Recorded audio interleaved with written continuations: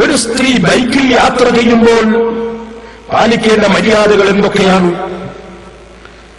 അന്യപുരുഷന്റെ കൂടെ യാത്ര ചെയ്യാമോ? ഉദാഹരണത്തിന് ഭർത്താവിന്റെ അനുജൻ, ജ്യേഷ്ഠൻ, മരുമകൻ, പെങ്ങളുടെ മകൻ എന്നിവരോട് ചേർന്നിരുന്ന് തോളിൽ പിടിച്ച് യാത്ര ചെയ്യുന്നത് ഇസ്ലാമിക ദൃഷ്ട്യാ തെറ്റല്ലേ? അത് കുഴപ്പത്തിനും തെറ്റിദ്ധാരണക്കും വഴിവെക്കില്ലേ? മൗലവിമാരെ മറുപടി കേട്ടോളി. അന്യപുരുഷനായ ഒരു ഡ്രൈവർ മാത്രം നിയന്ത്രിക്കുന്ന ബൈക്ക്, ഓട്ടോറിക്ഷ പോലെയുള്ള വാഹനങ്ങളിൽ ഒരു സ്ത്രീ മാത്രമായി യാത്ര ചെയ്യാതിരിക്കലാണ് ഏറ്റവും നല്ലത്. മുന്നിൽ അന്യപുരുഷനാണെങ്കിൽ മോട്ടോർ സൈക്കിൾ വഴി പോകാതിരിക്കലാണ് നല്ലത്. ഒരു ഔദാര്യം എനിക്കത്തോളെ. പ്രത്യേകിച്ച് സ്ത്രീകൾക്ക് തീരെ സുരക്ഷിതത്വം ലഭിക്കാത്ത രാജ്യങ്ങളിൽ ഇവിടെ കുഴപ്പമൊന്നുമില്ല എനിക്കത്തോളെ.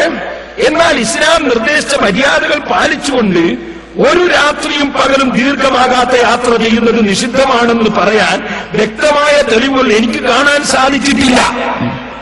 ഒരു രാത്രി ഉണ്ടാകുന്നേ ഉള്ളൂ. ഒരു രാത്രിയും പകലും ഉണ്ടാകുന്നില്ല. ഒരു രാത്രി ഉണ്ടാകുന്നതിന് കുഴപ്പമില്ല. ഒരു രാത്രിയും പകലും കൂടി ഉണ്ടാകരുത്. നേതാവ് സുലമിന്റെ മറുപടി എന്നും കേട്ടോ.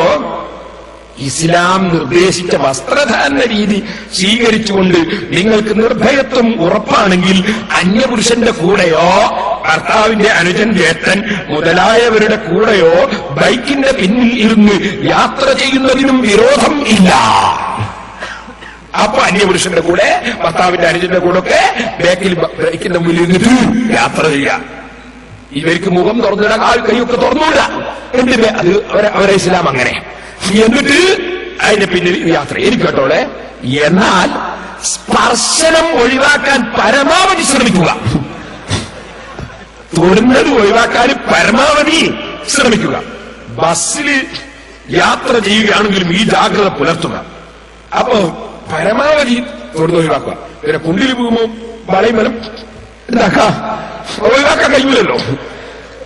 എന്താണ് സുബ്ഹാനല്ലാഹ്, ഇവരെ പത്രത്തിലെ മറുപടിയാണിത്. ഞാനിതൊന്നും ഇവിടെ പറയേണ്ടതല്ല. പക്ഷേ ഈ സ്ത്രീകളെ കൊണ്ടുവന്ന് എന്തെല്ലാമാണ് ഇവര് ചെയ്യിപ്പിക്കുന്നതെന്ന് സമുദായം അറിയണ്ടേ? പറയാൻ നാണക്കേടുണ്ട്. പക്ഷേ ഇത് സമുദായം അറിയണ്ടേ?